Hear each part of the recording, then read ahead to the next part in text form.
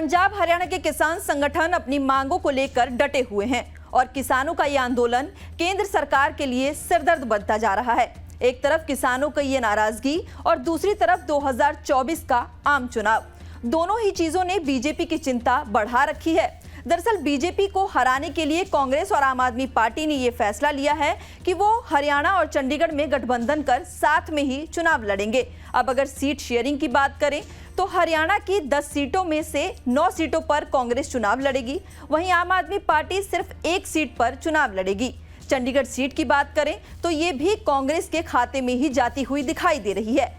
हालांकि कांग्रेस और आप ने पंजाब में अकेले चुनाव लड़ने की घोषणा पहले ही कर दी है।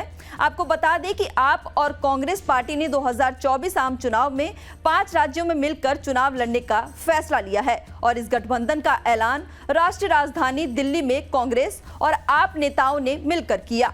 दोनों पार्टियों के नेताओं ने लोकसभा चुनाव 2024 के लिए सीट बंटवारे की घोषणा भी की है। दरअसल दोनों दलों के नेताओं ने पंजाब को छोड़कर हरियाणा, दिल्ली, गोवा, चंडीगढ़ और गुजरात में मिलकर चुनाव लड़ने का फैसला किया है। देश इंपॉर्टेंट है, पार्टी हमेशा सेकेंडरी है।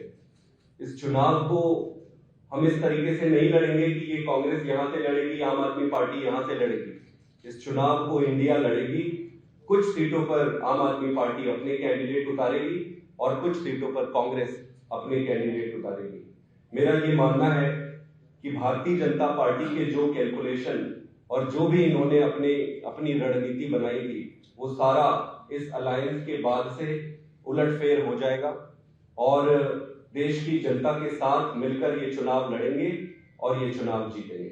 बहुत बहुत धन्यवाद। पंजाब में दोनों पार्टियों ने म्यूचुअली ये तय किया है कि अलग अलग चुनाव लड़ेंगे। दरअसल लोकसभा चुनाव से पहले भी दोनों दल चंडीगढ़ मेयर चुनाव में गठबंधन कर चुके थे।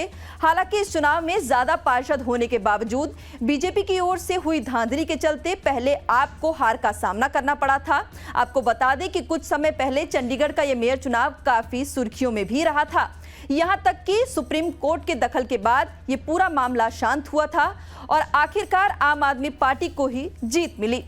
हरियाणा की 10 सीटों पर आम आदमी पार्टी सिर्फ एक ही सीट पर चुनाव लड़ेगी। ये सीट कुरुक्षेत्र की है। 2019 में हुए लोकसभा चुनाव में बीजेपी ने 10 की 10 सीटों में जीत हासिल की थी। कुरुक्षेत्र सीट की बात करें तो यहां बीजेपी के प्रदेश अध्यक्ष नायब सैनी ने जीत हासिल की थी। नायब सैनी ने कांग्रेस के निर्मल सिंह को इस चुनाव में शिकस्त दी थी। वहीं पंजाब में दोनों पार्टियों ने गठबंधन को लेकर सीधे तौर पर ना बोल दिया है। वैसे हरियाणा चंडीगढ़ में दोनों पार्टियों ने इस तरह गठजोड़ कर बीजेपी के साथ साथ पूरे देश की जनता को चौंका दिया है। हाँ, इस गठबंधन से बीजेपी की टेंशन जरूर बढ़ी है। हालांकि इन राज्यों में गठबंधन के बाद भी पूरे देश में विपक्ष की स्थिति खासा ठीक नजर नहीं आ रही। यहां तक कि बीजेपी और बीजेपी की आला कमान ने इस आम चुनाव से पहले ही 400 से ऊपर सीटों की जीत का दावा ठोक दिया है।